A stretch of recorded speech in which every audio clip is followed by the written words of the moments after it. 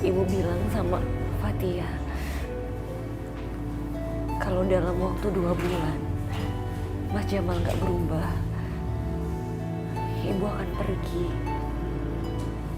Pokoknya Neng Fatia harus tetap berjuang. Kan niat Neng juga baik. Taat kepada suami hanya karena Allah. Allah pasti ngeliat, nak, pasti ngeliat. Dan Allah pasti membalas kebaikan Neng. Seperti firman Allah dalam Al-Quran, in ahsantum ahsantum li anfusikum wa in asatum falaha. Kalau kita berbuat baik, sebetulnya itu untuk diri kita sendiri. Kalau kita berbuat jahat, sebetulnya juga nanti kejahatan itu balik kepada diri kita sendiri. Sayang.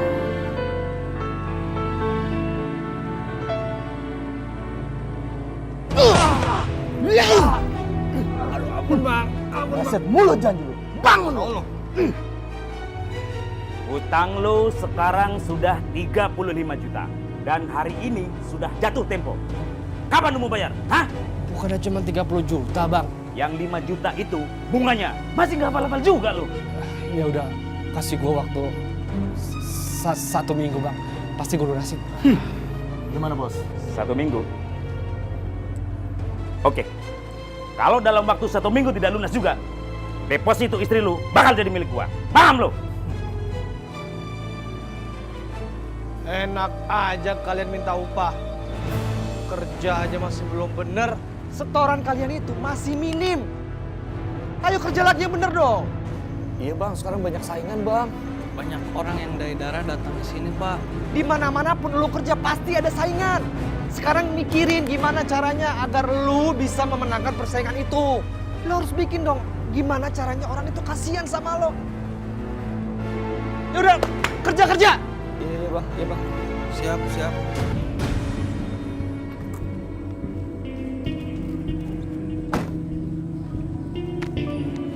Ini bagian lu. Gitu dong. Sebentar. Kok bagian gue cuma segini? Lo bilang awal perjanjiannya 70-30. Semua modal dari gua. Manusia gerobak, akomodasi dari gua. Kenapa gue cuma dapat segini? Lu jangan sewot gitu dong bos. Kita akan kerja berdua. Kalau lu mau dapat banyak, lu kerja sendiri aja. Gua nggak bakal minta bagian. Lu jangan macam-macam sama gua ya. Jangan lu pikir gua bodoh bisa lo bego-begoin. Lu pikir gua juga main-main? Hah? Kali ini gua kasih lo toleransi. Tapi lain kali, kalau masih segini yang gua dapetin, awas.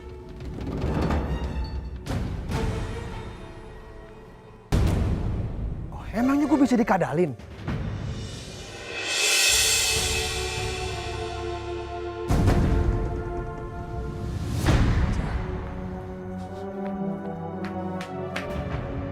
Oh, bagus ya. Kalian enak-enakan selingkuh di sini, sementara aku mencari duit di luar sana. Mas, kamu jangan salah paham. Kita berdua nggak ada hubungan apa-apa, nggak ada perselingkuhan di sini, Mas. Alah, udah. Kamu itu gak usah bohong. Kamu pasti nyuruh laki-laki ini untuk menikahi kamu kan? Dan kalian pasti sedang membicarakan perceraian kita. Dan pernikahan kalian nanti, ya kan? Ngaku. Demi Allah, Jamal. Aku sama Fatia nggak ada hubungan apa-apa, Jamal. Ini semua cuma salah paham. Mas, ya Allah, Mas, Mas yang dikatakan Mas Umar itu cukup. Ibu diam. Gak usah ikut campur. Ini urusan laki-laki, Bu. Ibu harus ikut campur karena ini menyangkut Fatia anak saya. Jamal, sekali lagi aku bilang aku nggak ada hubungan apa-apa sama Fatia. Demi Allah, Jamal. Alah, gak usah ngeles lo. Cukup, saya sudah nggak tahan sama kamu. Maksud ibu apa? Ceraikan Fatia sekarang juga. Dia tuh berhak mendapatkan suami yang lebih baik daripada kamu.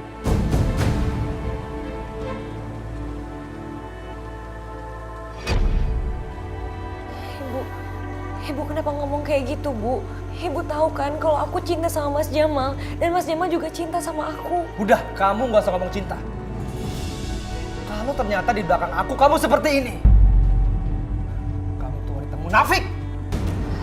Mas Jamal, tolong percaya aku. Aku nggak ada hubungan apa-apa dengan Mas Umar.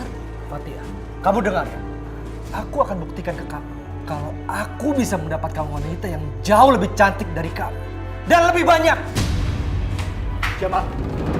Jamal! Jamal! Dengerin penjelasan aku dulu, Jamal.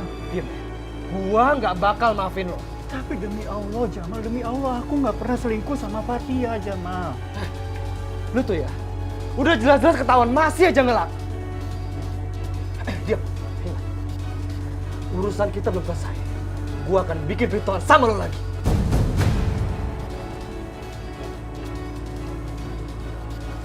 Jamal!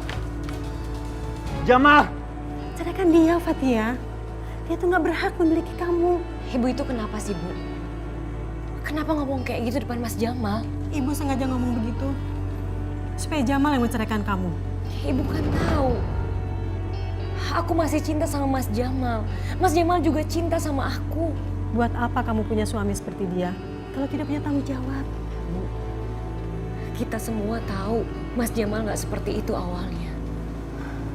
Dia berubah seperti ini semenjak dia jadi pengangguran. Dia lagi tersesat, Bu. Dan aku sebagai istrinya punya kewajiban untuk mengingatkan. Udah deh Fatia, percuma. Jamal itu nggak akan bisa berubah. Karena kamu nggak bisa meninggalkan dia. Ibu sengaja berkata seperti itu supaya Jamal yang meninggalkan kamu.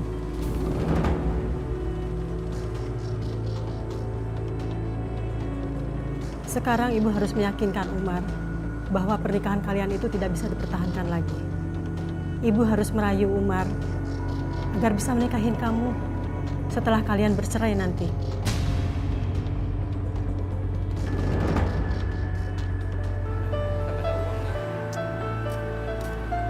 Sepi banget nih hari ini.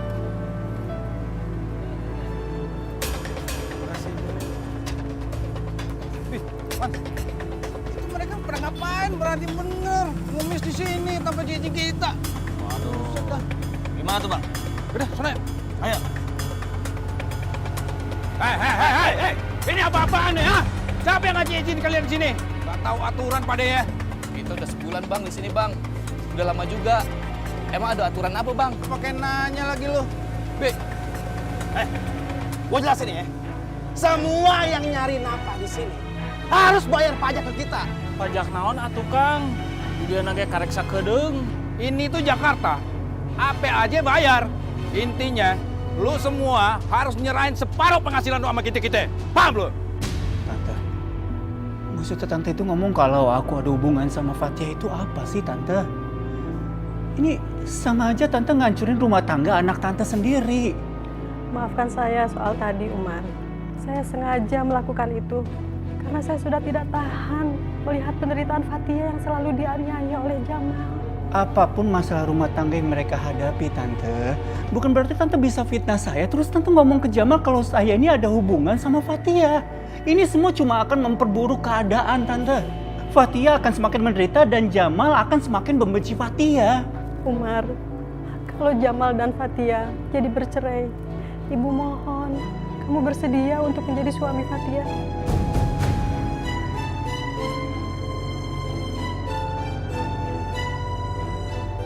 Fatia itu cinta banget sama Jamal, Tante. Saya tahu banget itu. Jadi hal itu nggak mungkin, Tante.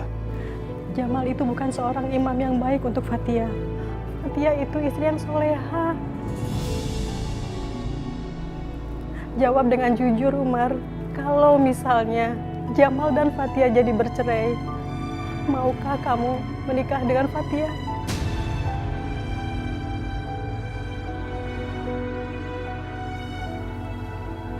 Maaf, Tante.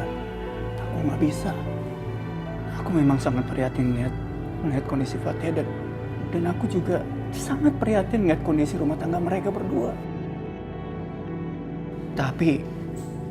Tapi saya nggak mau ikut campur, Tante. Saya lepas tangan, Tante. Saya nggak mau ikut campur. Jadi, kamu tidak mau jadi menantu ibu? Saya nggak tahu, Tante.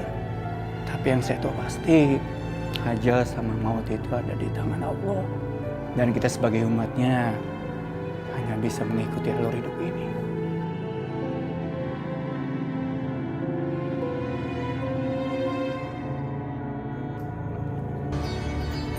Ngapain kamu pulang ke sini? Pergi sana. Berani-beraninya ibu ngusir saya ya? Aku nggak perlu banyak ngomong ya. Kamu tuh harusnya sadar, Fatia yang bayar rumah kontrakan ini bukannya kamu. Kalau Fatia yang bayar, memangnya kenapa? Fatia itu istri saya, Bu.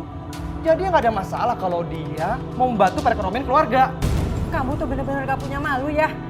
Kamu tuh laki-laki, seharusnya kamu yang cari nafkah, bukannya malah nebeng hidup sama istri kamu. Ah, udah deh. Pusing saya dengerin omongan ibu itu yang nggak penting. Minggir! Keluar! Aku nggak mau punya mantu seperti kamu. Kenapa nggak ibu aja yang keluar dari rumah ini? Bu, emangnya menantu ibu yang ibu pikir hina ini nggak bisa cari duit? Nih Bu, nih. Duit sebanyak ini saya bisa bayar apapun. Dan sekarang lebih baik ibu yang keluar sini. Keluar! Keluar! Keluar! Keluar ibu, keluar! Keluar! Keluar! Ya Allah ibu, Mas, kenapa ini Mas? Bu, Mas, Ah, bodoh amat. Ibu. Urus ibu kamu sendiri. Mas, ini tolongin Mas. Bu, Bu.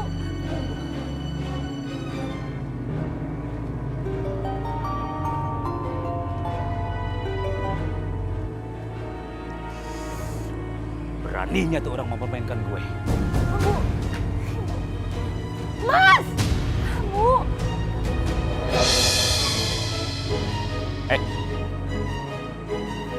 Ya bos. Ya bos. Lu cari si Jamal, bawa dia kemari. Cepat. Oke, Bos. Ayo. Awas, Jamal.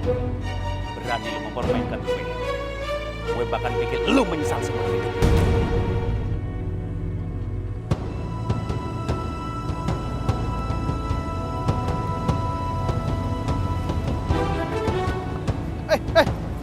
Apa nih? Ikut nih. Bang.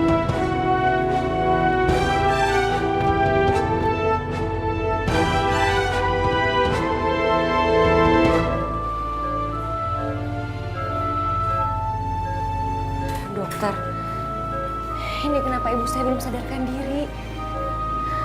Sebenarnya penyakit ibu kamu itu bukan karena jatuh, tapi karena memang mahnya sudah kronis. Ibu kamu jatuh itu pemicu penyakitnya. Ya ampun. Terus sekarang gimana caranya biar bisa sembuh, Dok? Ibu kamu harus segera dioperasi. Tapi saya tidak bisa menjamin ibu kamu sembuh. Dok, saya mohon sembuhin ibu saya. Saya mohon bantuannya, dokter. Saya akan melakukan yang terbaik buat ibu Anda.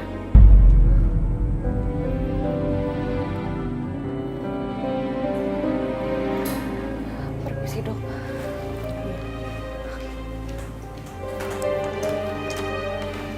Rahmat.